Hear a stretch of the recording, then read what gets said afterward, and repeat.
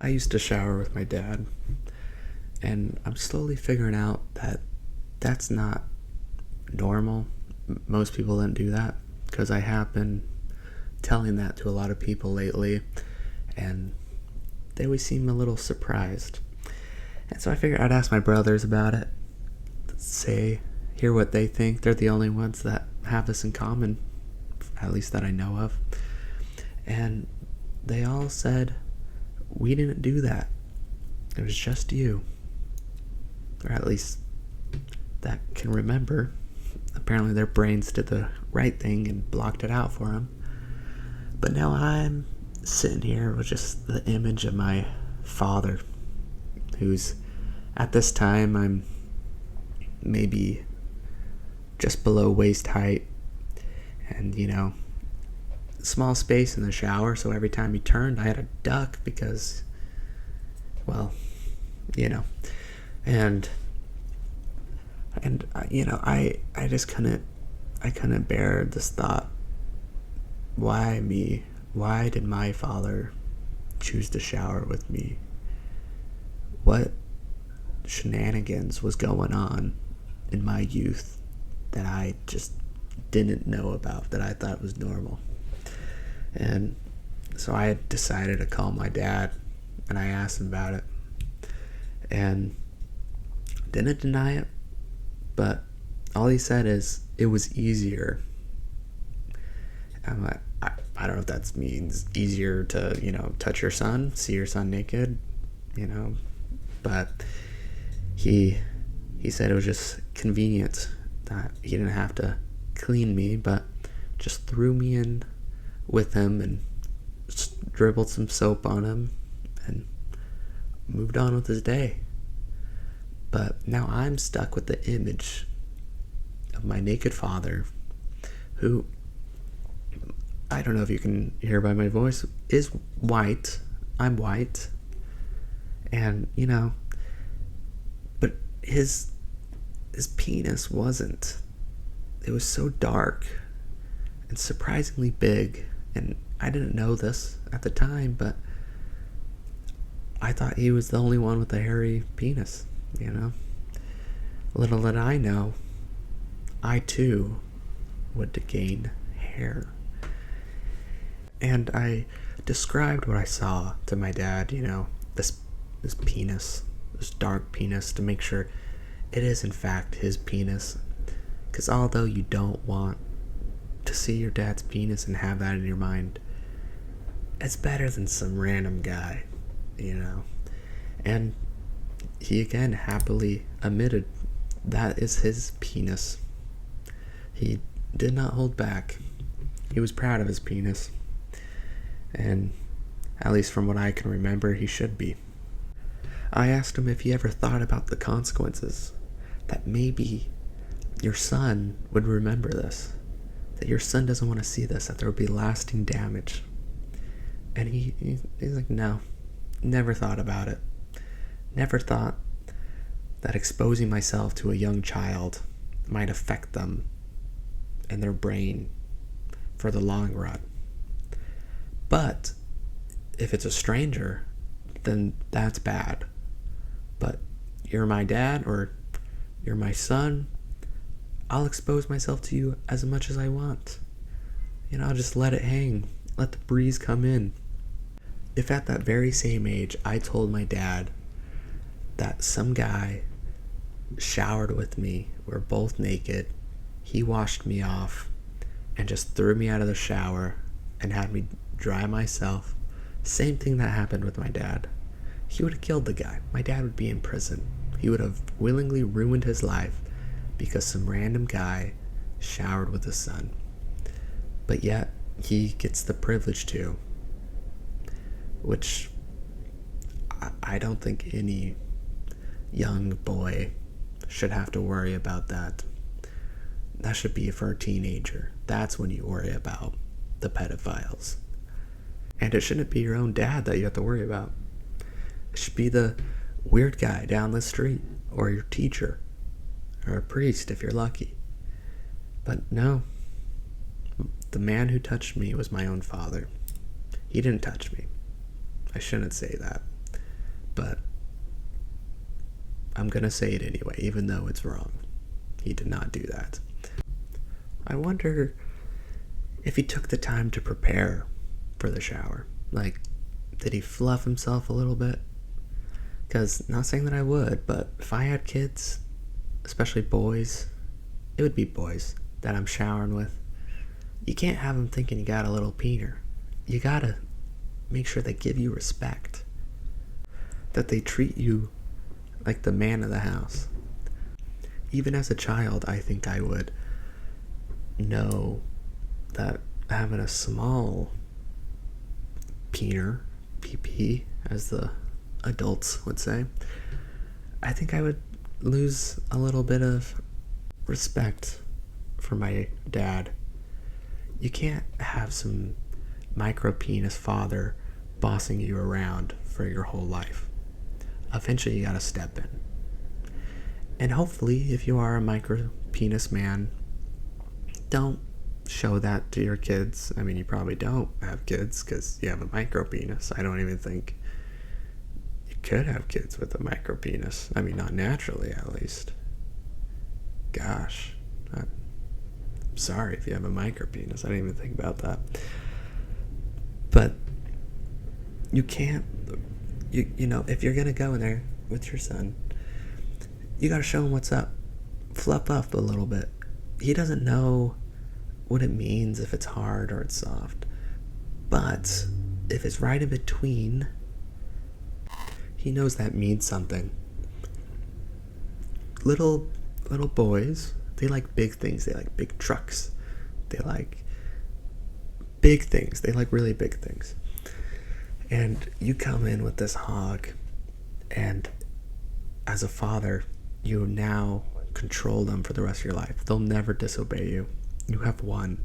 You have one from the beginning. Even until old age, they will remember that penis. That penis of their father's penis.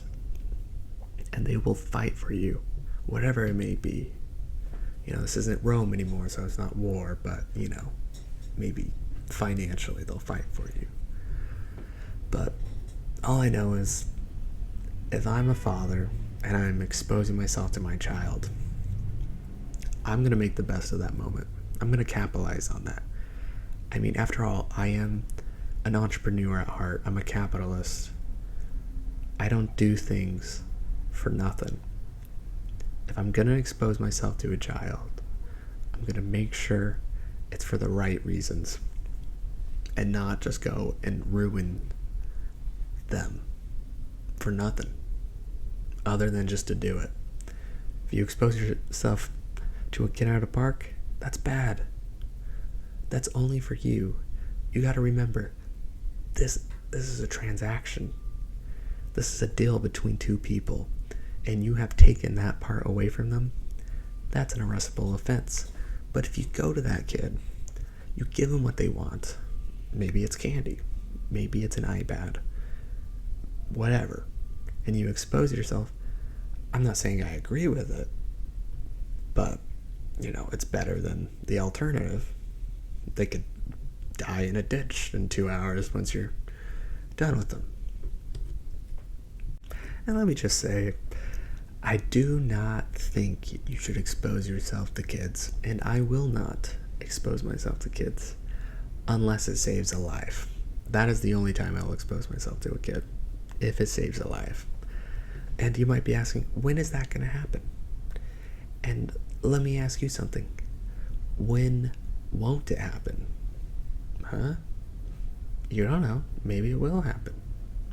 Maybe I need to. Maybe it's my purpose on this earth. And it's not, again, I don't want to, but it's about saving the kid. Like, for example, the classic trolley problem where there's a train going down the tracks and there's a group of people on the tracks.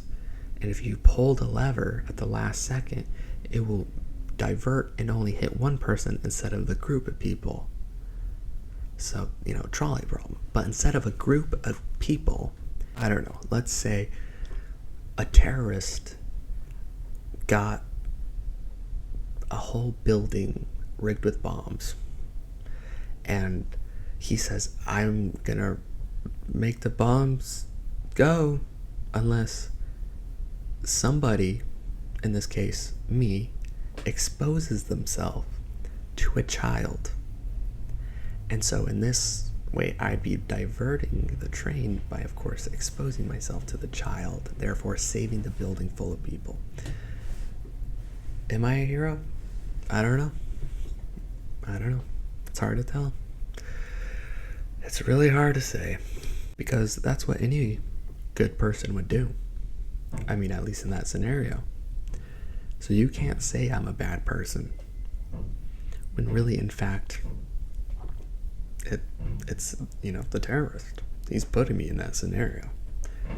I said no, but I saw the bombs. I had to.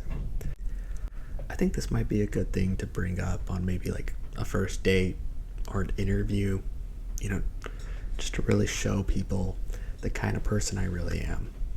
I think that, first date, getting laid, no doubt about it. Interview, got the job and a promotion in the first month. That's right. I'm that good. Sure, the job is KFC and the promotion is from French fries to fryer, but you got the job. You did it. I think this would be good to bring up because it shows I'm responsible, that I care, that I don't want to hurt, but I will if it's necessary. Like if I need to save someone, like I can protect. It really, I think that's what the trolley problem's trying to do. And sure, this is a different problem, but it shows similar, if not better, results. I don't know if you can tell by the last 12 minutes of what I've been saying, but I'm kind of a weird, awkward guy. I have a hard time talking to people. And, I was talking to my cousin about a month ago and telling him how I'm just so awkward around girls. And he now is dedicated to helping me. I think he wants me to get laid more than he wants to get laid. He could do it, but for some reason he wants me to do it. I'm his trophy, apparently.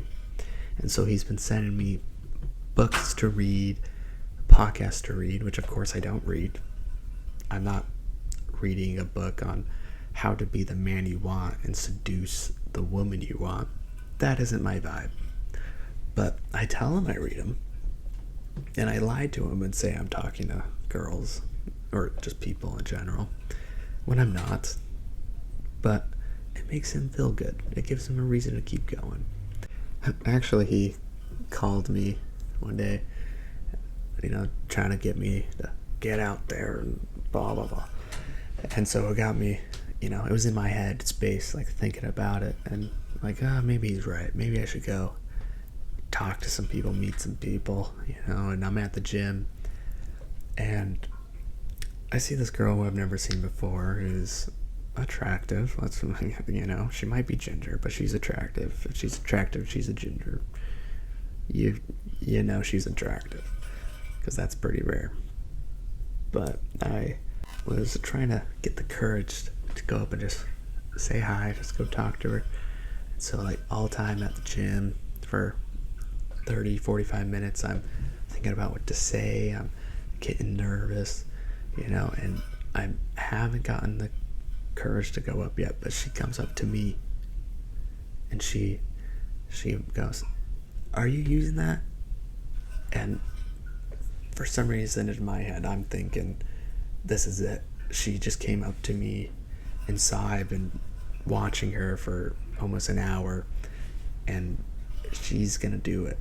She's gonna ask me out. She's gonna do all the work. But that doesn't.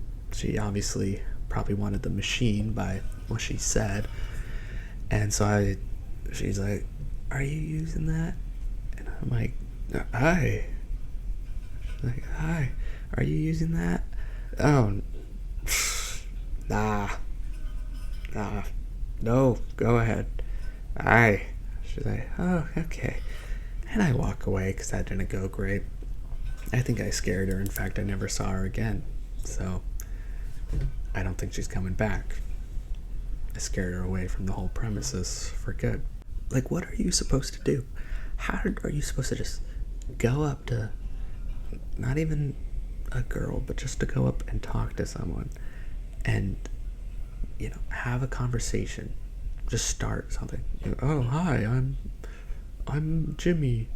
Oh, I'm Melissa. Oh, and then next thing you know, 4 years later, you're married? Is that what people expect to happen?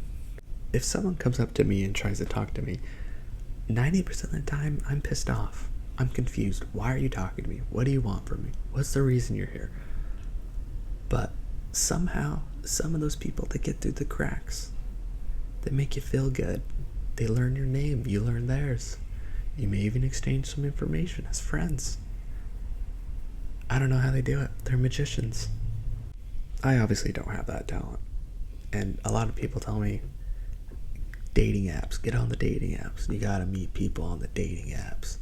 And, not to toot my own horn here, but I'm a pretty good looking guy. And, people tell me I'll do good on there. But that's even worse. Now, I just opened the floodgates. I made myself accessible to anyone. Now they all look at me. They're all judging. And now there's also a footprint of me being like, I want sex. And that's just embarrassing.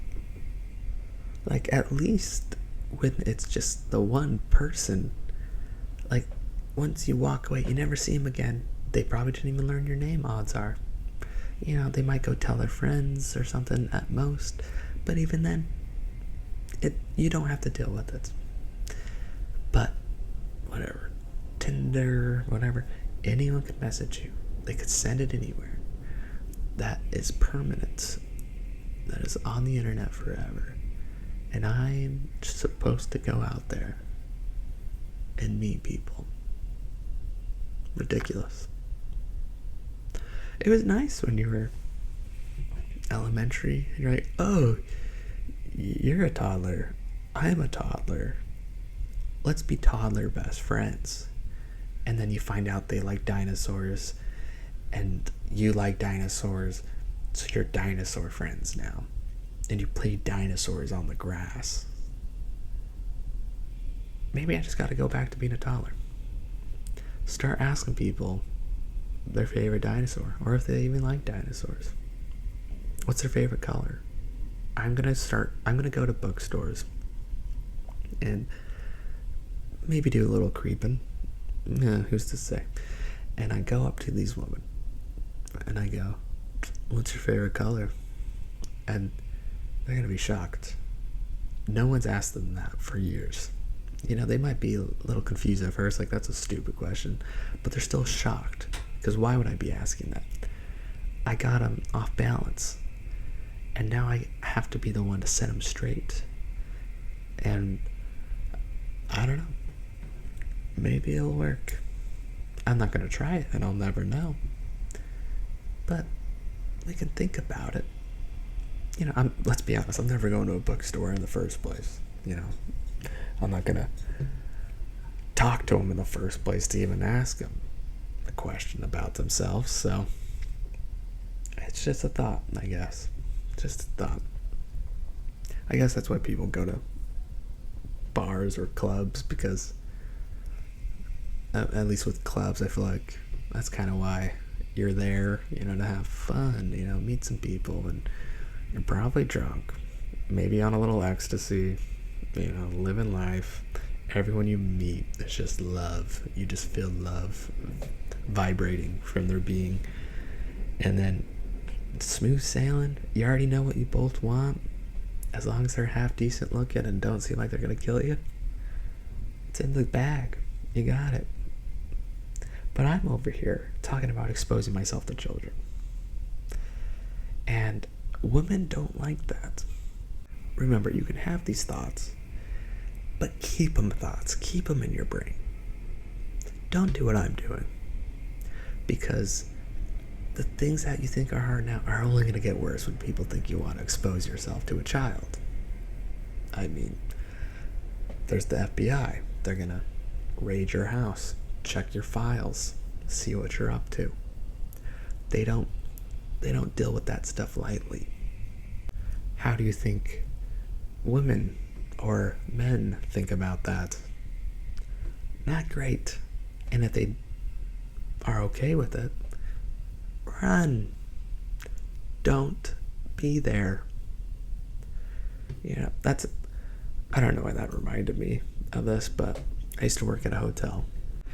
There was this guy that I worked with who, he told me some words, that I live by to this day. And he said, if you find yourself in a basement doing heroin, you're in the wrong place. I do live by that. It's something I won't forget. And I hope you too won't forget that. Because those are wise words. You can learn a lot from heroin addicts. And another thing that guy taught me is, if you're 13, you're too young to do heroin. And I am past 13, but it's a good thing to keep in mind. I think, at least from what he was saying, that implies there is a good age to do heroin, which I don't think I'm quite there yet. But he was a smart guy. All heroin addicts are. You just gotta give them a shot. Once the high comes down, they're actually not that bad when they're, back on planet Earth. But anyway, don't do heroin. Don't expose yourself to kids. Thank you for listening.